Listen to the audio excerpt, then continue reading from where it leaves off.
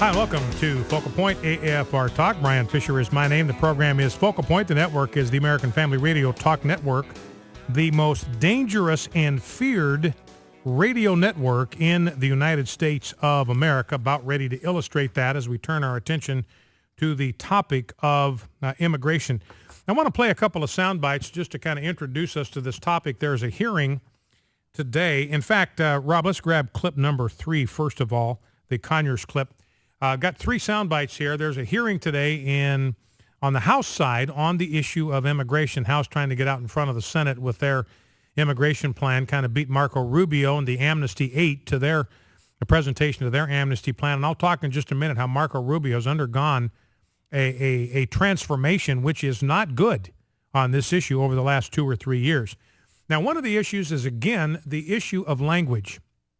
And I want to stress this is very, very important that we not cede the language to the other side, because they're going to have their terms. They're going to have their pet terms.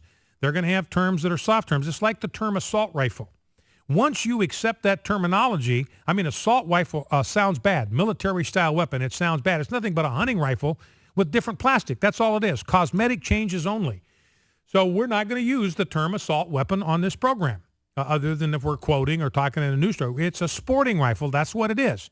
Now, a sporting rifle, who's afraid of a sporting rifle? Nobody. Who's afraid of an assault rifle? Everybody is. So they picked that term, same piece of hardware, but one of the terms sounds threatening, sounds menacing, sounds sinister, so that's what they're going to use. Now, they're going to do the same thing on immigration. You've even got Republican groups out there telling Republicans, don't use the term illegal alien. They are not illegal aliens. Use a different term, undocumented workers. And we're going to hear John Conyers come up with still another term.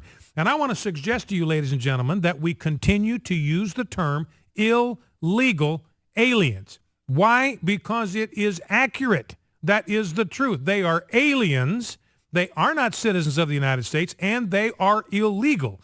They are in this country in violation of our immigration laws. So don't cede the terminology. I'm going to continue to use illegal aliens. I don't care who is trying to pressure me to change the terminology. And here's John Conyers, who's heading up this hearing this morning, and here's the term he says that we ought to use. I hope no one uses the term illegal immigrants here today. Our citizens are not illegal. The people in this country are not illegal. They're out of status. They're new Americans that are immigrants. And I think that we can forge a path to citizenship. So that's John Conyers. They are out of status, not illegal aliens at all. Do not cede the terminology to them. And here's Karl Rove and Joe Trippi. Now, Karl Rove, he's a big government Republican. He's a country club Republican, ruling class Republicans. He's the one that set out to destroy us, ladies and gentlemen. Karl Rove is at war with you and me. He is at war with the Tea Party. He is at war with conservative Republicans. Right now in America, there are 3 political parties. Do not be under any illusions about this, and do not doubt me. There are 3 political parties in the United States of America right now. There is the Democratic Party, there are the ruling class Republicans, and there are the citizen class Republicans. You and me, or you and I, we are members of the citizen class Republicans, citizen class conservatives. Some of us are not even a part of a party at all, because the Republican Party has moved so far away from conservative principles, they no longer speak for us. They no longer speak for you. So you're just an independent. But what that means is there's 3 political parties. There are genuine conservatives like you and me, whether you call yourself a Republican or not, genuine conservatives. And then there are ruling class Republicans, the guys like Karl Rove, that are waging war against us. They want to take us out. They want to kneecap us. They want to make us irrelevant. They want to send us to the children's table in the other room. That's what Karl Rove wants to do. Now, here he is talking with Joe Trippi about what we got to do on immigration. Let's listen. The third issue, and this is a big one, is the speed and difficulty of a path to a green card and eventually citizenship for any of the undocumented aliens who want to go down that path. The Gang of Eight, interestingly enough, Democrat and Republican, said we want slower and more difficult. The president's body language, not his specific proposals, he hasn't offered one, but his body language sounds like faster and easier. So Karl Rove said we got to have a guaranteed path to citizenship, and everybody, even in the Republican Party now, is settling for this term. Got to have a guaranteed path to citizenship. That's now become the mantra. That's now become the golden fleece. That's now become the pot of gold at the end of the rainbow. Everybody seems to have agreed that's leading the charge on this. We've got to have a guaranteed path to citizenship. Ladies and gentlemen, a guaranteed path to citizenship for people that have no legal right to be in this country is amnesty. I don't care what the evangelical immigration table or anybody else says. Now, let's go back. Rob, you mentioned something to me when we were listening to that Karl Rove clip. Let's go back to the Conyers clip because I want you to listen to him talk. He slips and actually refers to these illegal aliens as citizens. Let's listen to it again. I hope no one uses the term illegal immigrants here today. Our citizens are not illegal. The people in this country are not illegal. They're out of status. They're new Americans that are immigrants. And I think that we can forge a path to citizenship. So he said we got to forge a path to citizenship. That's what this whole thing is all about. You know, and I mentioned this before, but I'm looking at a story here from the Pew Research Hispanic Center, and they indicate that 2/3 of legal Mexican immigrants are not U.S. citizens. Nearly 2/3, here's the first sentence of the piece, nearly 2/3 of the 5.4 million legal immigrants from Mexico who are eligible to become citizens of the United States have not yet taken that step. Their rate of naturalization, 36%, is only half that of legal immigrants from all other countries combined. So, in other words, this goes back to what I was saying earlier. Those that migrate here that have a Latino background, Hispanic background, they are not primarily interested in citizenship. That's what makes this whole debate bogus. It's all about citizenship. Got to give them a guaranteed path to citizenship. Got to give them a guaranteed route to become citizens. They're not even interested in that. Only 36% of the ones that are eligible have even bothered to apply. Why? They're not interested in citizenship. They are interested in goodies. They're interested in benefits. That's what draws them to America. So I think the Republican Party, frankly, they're being played for chumps on this whole deal. Now, here's Michael Barone.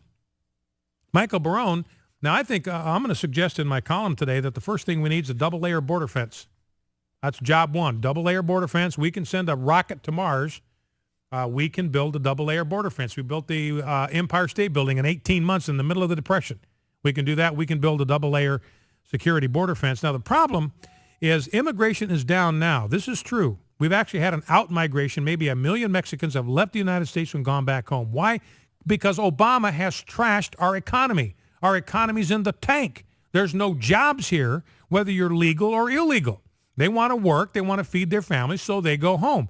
Mexico's economy is doing better than the economy of the United States. The unemployment rate is half in Mexico what the unemployment rate is in America. So they're just going back home. Now, here's the problem. In 2016, if conservatives get different leadership in the Oval Office and our economy comes roaring back, it's toast under Obama.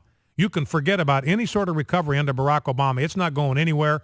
It's in the tank. It's hammered. It's tied down. It's restrained. It's restricted. People getting laid off right and left. Businesses closing. Healthcare costs going up. It's not coming back for 4 years. So we just got to buckle down and kind of write it out. But what that means is if we can get a change in leadership in the White House in 2016, this economy can come roaring back. I mean, like you have never seen. It'll be the biggest explosion you've ever seen. We can get rid of Obamacare, lower the tax rate, get rid of so many of these burdensome regulations. The American economy, it would ignite. It would be volcanic, the return. So we want to be ready for that and prepared for that.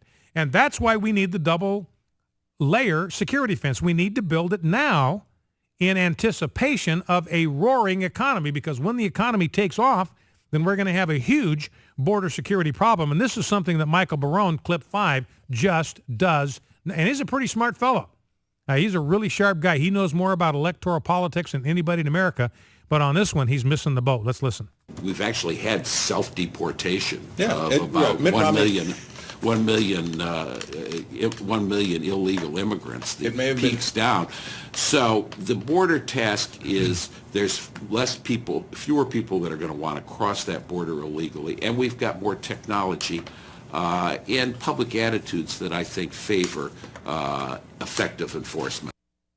So he says we don't need a fence. We got out-migration, people self-deporting. We don't need to worry about all of that. Now, I think that would be fine if that was a permanent condition, but it is not going to be a permanent condition. The time to build that double-layer security fence is right now.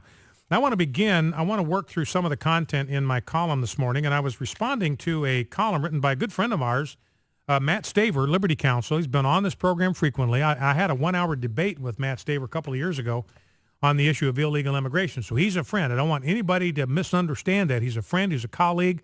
Liberty Counsel doing great work. Often have him on this program. They are, in fact, I'm going to refer to a letter that he's written to the Boy Scouts talking about the threat to religious liberty and the threat to individual scouting troops that's going to be posed if the Boy Scouts change their direction on this, if they change their policy, if they allow individual scouting troops to make up their own mind on this issue. What Matt Staver points out is that it's going to expose these individual troops to crushing lawsuits. I'll come back and talk about that after the break. So I just want to kind of set the table for coming back and talking about this immigration issue after the break. And I'm responding to this piece I saw by Matt Staver on the Washington Times. And again, I just want to reassure you, I have enormous affection, regard, respect for Matt Staver. I just simply disagree with him on principle on the issue of illegal immigration. And I want to explain why I disagree with him and what I think a more thoroughgoing Christian approach is. Now, what he lays out, the title of Matt Staver's piece is A Christian Approach to Immigration Reform. Now, I appreciate the title that he put, or his editors put on this piece. This is A Christian Approach. You know, it'd be a little bit different if he said this is the Christian approach. But Matt Staver says, look, this is a Christian approach to immigration reform, and by using that title, he or the editor is admitting that there may be other Christian approaches to immigration reform. Matt Staver's not pretending that this is the Christian approach to immigration reform. And I want to suggest an alternative. In fact, the title of my column is Another Christian Approach to Immigration Reform. An approach that is steeped and rooted and grounded in Judeo-Christian principles, just like Matt's piece is. That's what he's trying to do, and I respect him for that. He's trying to ground it and root it in Judeo-Christian principles. I'm trying to do the same thing, walk through that when we get back. Focal Point AFR Talk.